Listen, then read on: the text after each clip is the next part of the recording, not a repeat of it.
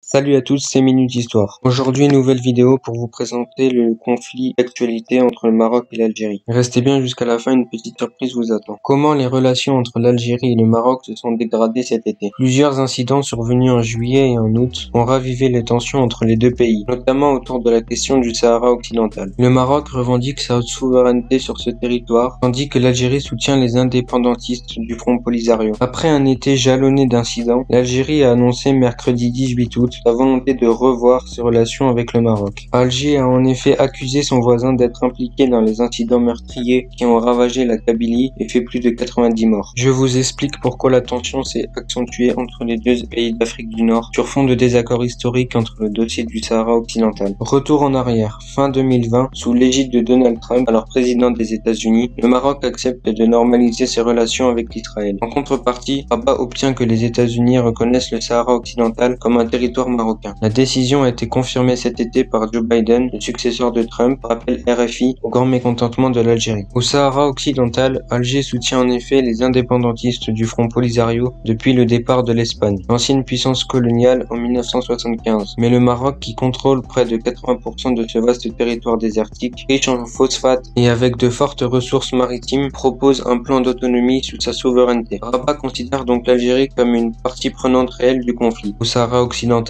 en clair comme un adversaire dans ce dossier. De son côté, le Front Polisario, qui a proclamé la République arabe sahraoui démocratique en 1976, continue de réclamer avec le soutien de l'Algérie la tenue d'un référendum prévu par l'ONU au moment de la signature d'un cessez-le-feu entre le belligérant en 1991. Toutes les tentatives de règlement du conflit ont échoué jusqu'à présent. Les incidents se multiplient. À partir de la mi-juillet, les incidents se multiplient entre les deux protagonistes du dossier sahraoui. Pour rendre la monnaie de sa pièce à l'Algérie, le Maroc paraît encourager les indépendantistes kabyles. Durant une réunion du mouvement des non-alignés les 13 et 14 juillet à New York, l'ambassadeur du Maroc à l'ONU, Omar Hilal, fait passer une note dans laquelle il estime que le vaillant peuple kabyle mérite plus que tout autre de jouir pleinement de son droit à l'autodétermination. C'est la première fois, semble-t-il, qu'un diplomate marocain exprime son soutien au séparatisme kabyle, en réaction à l'appui apporté par l'Algérie aux indépendantistes sahraouis. Or, Alger s'oppose à toute velléité indépendantiste de la Kabylie, région berbérophone du nord-est du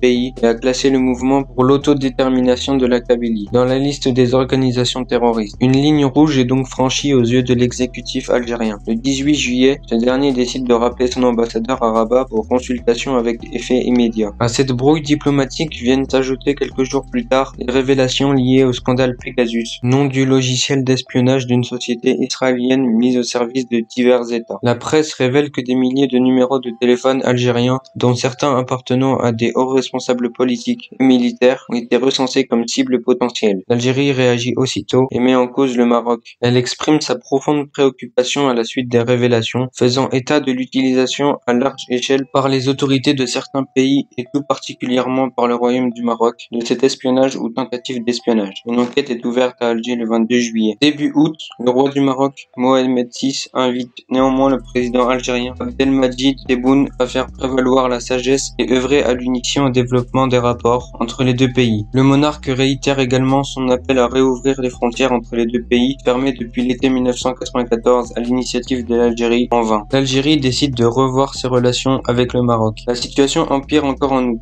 Après les incidents qui dévastent la Kabylie, le 18 août, le chef de l'État, Abdelmadjid Tebboune, affirme que la plupart de ces incendies sont d'origine criminelle, sans présenter la moindre preuve. Les dirigeants algériens accusent le mouvement indépendantiste kabyle d'être responsable des incendies et de la mort d'un jeune homme, lynché par plusieurs personnes car accusé à tort de pyromanie en Kabylie. Mais Alger affirme aussi que ce mouvement reçoit le soutien et l'aide de parties étrangères, en tête desquelles le Maroc et l'entité sioniste Israël. Basé à Paris, le MAC, interrogé par l'AFP, rejette ces allégations. Le 18 août, toujours, l'Algérie annonce qu'elle décide de revoir ses relations avec le Maroc. Les actes hostiles incessants perpétrés par le Maroc contre l'Algérie ont nécessité la révision des relations entre les deux pays et l'intensification des contrôles sécuritaires aux frontières ouest, affirme le communiqué du gouvernement algérien sans autre précision. Le ministre algérien des Affaires étrangères a déclaré en conférence de presse le mardi 24 août 2021 que le Maroc se prêtait à des actions hostiles envers son pays. Alger annonce la rupture immédiate de ses relations diplomatiques avec Rabat. Le Maroc n'a pas tardé à réagir, regrettant dans un communiqué une décision complètement injustifiée et rejetant les prétextes fallacieux voire absurdes qui la sous-entendent. Cette décision est la marque d'un dur durcissement politique et d'une certaine fébrilité en Algérie, estime Pierre Vermeren, professeur d'histoire contemporaine à l'université Paris 1 Panthéon-Sorbonne et spécialiste du Maghreb. Voici un extrait de son récit. Le contexte immédiat, bien sûr, ce sont les incendies de Kabylie qui ont été très meurtriers, qui ont montré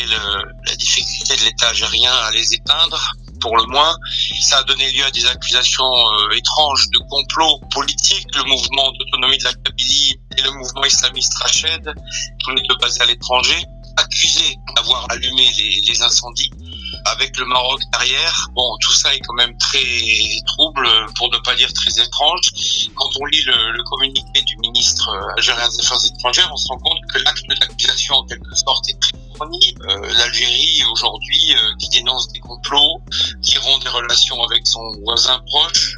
L'Algérie qui sort du Covid, qui sort de la question de l'Irak, qui n'a jamais vraiment été traitée. Donc tout ça prouve qu'une certaine fébrilité et en tout cas une sorte de volontarisme patriotique pour emmener les Algériens dans une aventure difficile à comprendre de l'extérieur, mais dont il faut bien prendre acte. Il est temps de parler de la surprise que j'avais promise en début de vidéo. Alors la surprise en question, c'est que je vous dévoile la miniature et le sujet de la vidéo de la semaine prochaine. Alors là, voici. Le sujet, c'est tout savoir sur la Chine. Donc bien évidemment, comme le titre l'indique, nous allons parler de la Chine, comment tout s'est déroulé, comment la Chine en est arrivée à être une puissance dans le monde en 2021. J'espère que vous avez aimé cette vidéo. N'hésitez pas à vous abonner, à liker, à commenter et à partager si vous l'avez aimé. N'oubliez pas d'activer non plus la cloche pour être prévenu des sorties de vidéos que je poste régulièrement, c'est-à-dire une fois par semaine le dimanche. Et puis je vous dis à la semaine prochaine pour de nouvelles vidéos.